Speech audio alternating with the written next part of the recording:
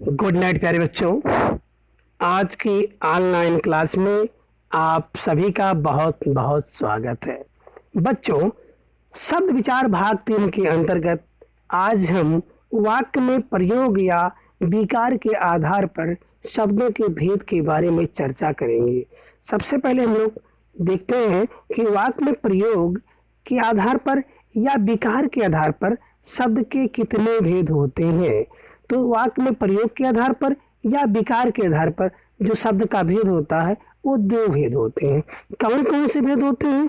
पहला है आपका विकारी शब्द, दूसरा है अविकारी शब्द। या विकारी शब्द को आप क्या कह सकते हैं कि आप इसे कह सकते हैं परिवर्तित शब्द। किसको? विकारी मतलब होता है परिवर्तित या विकृत शब्द। कौन शब्द? विकारी, परिवर्तित या विकृत शब्द। और दूसरा है अविकारी को आप कह सकते हैं अपरिवर्तित, अविकृत या अव्यय। इसे क्या कहते हैं? अविकारी शब्द कहते हैं।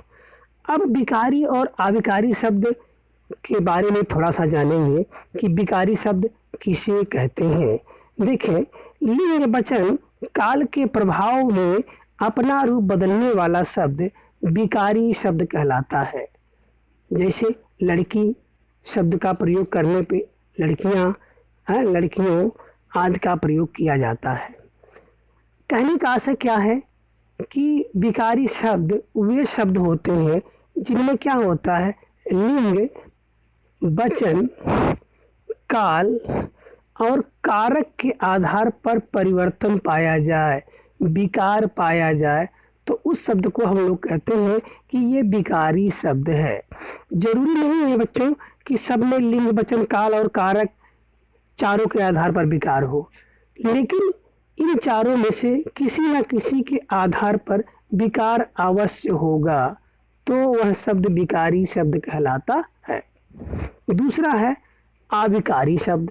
अविकारी शब्द के अंतर्गत वे शब्द आते हैं जिनमें लिंग, वचन, काल और कारक के आधार पर कोई परिवर्तन ना पाया जाए, कोई विकार ना पाया जाए, तो उस शब्द को हम लोग अविकारी शब्द कहते हैं।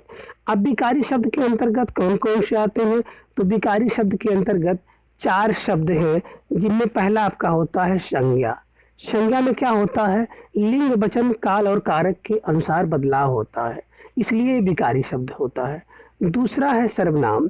सर्वनाम में भी लिंग, वचन, काल, कारक के आधार पर परिवर्तन पाया जाता है, इस कारण से सर्वनाम को भी विकारी शब्द कहते हैं। और तीसरा है विशेषण। विशेषण में भी क्या होता है? लिंग, वचन, काल के कारण विकार पाया जाता है, इसलिए ये भी विकारी शब्द होता है। तो संज्ञा, सर्वनाम, विशेषण और चौथा है क्रिया।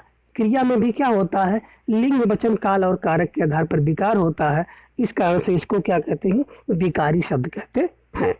अगला है अविकारी शब्द। अब अविकारी शब्द क्या है? अविकारी शब्द वे शब्द हैं जिनमें क्या होता है, लिंग, वचन, काल और कारक के कारण कोई विकार ना हो, तो ऐसे शब्द को क्या कहते हैं? अविकारी शब्द कहते हैं। इसे अव्यय शब्द कहते हैं। तो इसके भी 4 भेद होते हैं। पहला क्या है? क्रिया विशेषण। दूसरा क्या है? संबंध बोधक। तीसरा है समुच्चय बोधक और चौथा है विस्मयादि बोधक और पांचवा जिसे हम लोग निपात कहते हैं। ये ऐसे शब्द हैं जिनमें लिंग, वचन, काल, कारक का कोई प्रभाव नहीं पड़ता है। ये सदैव एक जैसे रहते हैं, अपरिवर्तित रहते हैं, अविकारी रहते हैं, इसलिए इन्हें अव्यय भी कहा जाता है। अब दूसरा भेद है जिसे हम लोग कहते हैं रचना के आधार पर, बनावट के आधार पर या व्युत्पत्ति के आधार पर शब्द के भेद। रचना, बनावट या व्युत्पत्ति के आधार पर शब्द के जो भेद बताए गए हैं वो 3 भेद हैं। पहला भेद क्या है? रूढ़। दूसरा यौगिक और तीसरा है योग रूढ़। चलिए हम लोग एक एक करके चर्चा करते हैं। तो पहला है रूढ़ शब्द। रूढ़ का मतलब क्या होता है? रूढ़ का मतलब होता है परंपरा से। क्या? परंपरा से। कह रहे हैं कि वे शब्द जो परंपरा से चले आ रहे हैं, जिनका प्रयोग किया जा रहा है किसी अर्थ के लिए, और जिनको टुकड़ों में विभाजित नहीं किया जा सकता है। और अगर टुकड़ों में विभाजित किया जाता है तो इसका कोई अर्थ नहीं निकलता है। ऐसे शब्द को हम लोग रूढ़ शब्द कहते हैं। खास तौर से जो रूढ़ शब्द होते हैं इनकी बनावट वर्णों से होती है। जैसे दिन, दिन को आप दा को अलग करेंगे, ना को अलग करेंगे तो कोई अर्थ नहीं निकलेगा। हाथी, सिर, मुख, पुस्तक आदि। इस प्रकार से हम छोटे रूप में कह सकते हैं कि रूढ़ शब्द प्राय जो है दो वर्ण होते हैं या 3 वर्ण से बने होते हैं, और अगर इन वर्णों को अलग कर दिया जाता है तो इनका कोई अर्थ नहीं निकलता है। तो ऐसे शब्द को हम लोग रूढ़ शब्द कहते हैं। दूसरा है यौगिक शब्द। तो यौगिक शब्द क्या है? ये शब्द हैं जिनमें 2 या 2 से अधिक शब्दांशों का मेल होता है और जिनके कारण क्या होता है, जो शब्द बनता है उसको 2 अलग अलग सार्थक खंडों में हम लोग विभाजित कर सकते हैं, तो उसे हम लोग यौगिक शब्द कहते हैं। और यौगिक शब्द में का निर्माण जो होता है प्रत्यय द्वारा, उपसर्ग द्वारा, संधि द्वारा और समास द्वारा 4 प्रकार से होता है। जैसे आप देख रहे होंगे, आपको स्क्रीन पर एक शब्द दिख रहा है वार्षिक। वार्षिक, प्रतिदिन, विद्यालय और रसोई घर। इनको देखें, सबके 2-2 टुकड़े बन रहे हैं, वर्ष और इक, प्रति और दिन, विद्या और आलय, रसोई वाला घर आदि। तो ऐसे शब्द को क्या कहते हैं? यौगिक शब्द कहते हैं। और तीसरा है योग रूढ़ शब्द। योग रूढ़ शब्द क्या है? 2 या 2 से अधिक शब्दों के मेल से एक शब्द जो बनता है रूढ़, जिसका कुछ विशेष अर्थ होता है, और इस शब्द का प्रयोग क्या होता है, किसी विशेष के लिए होता है, जिसके लिए होता है वही रूढ़ होता है। और ऐसे शब्दों को हम लोग क्या कहते हैं? योग रूढ़ कहते हैं। जैसे आपको एक शब्द दिखाई दे रहा पंकज। पंकज का मतलब होता पंक प्लस जा, अर्थात कीचड़ में जो जन्मे उसे हम लोग पंकज कहते हैं।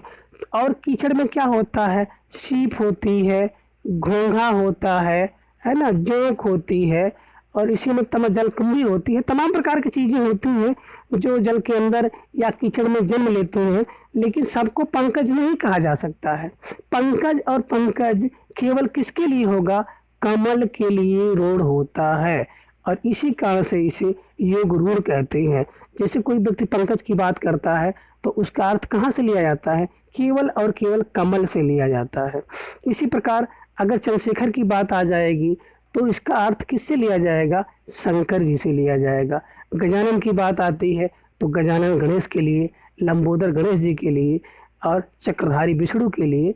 इस प्रकार से क्या होता है, ऐसे शब्द का प्रयोग जो किसी व्यक्ति विशेष के लिए योग रूढ़ हो गया है ना, जोड़ दिया गया है, तो उस शब्द को हम लोग कहते हैं योग रूढ़ शब्द। और प्रायः बहुब्रीहि समास के जो सभी शब्द होते हैं वो क्या होते हैं? योग रूढ़ के अंतर्गत आते हैं। तो आज आपने क्या जाना?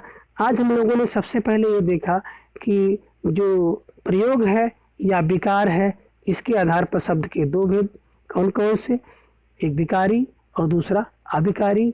और आपने रचना, बनावट या व्युत्पत्ति के आधार पर शब्द के 3 भेद, रूढ़, यौगिक और योग रूढ़ के बारे में जाना। शेष अगली किसी क्लास में हम लोग चर्चा करेंगे।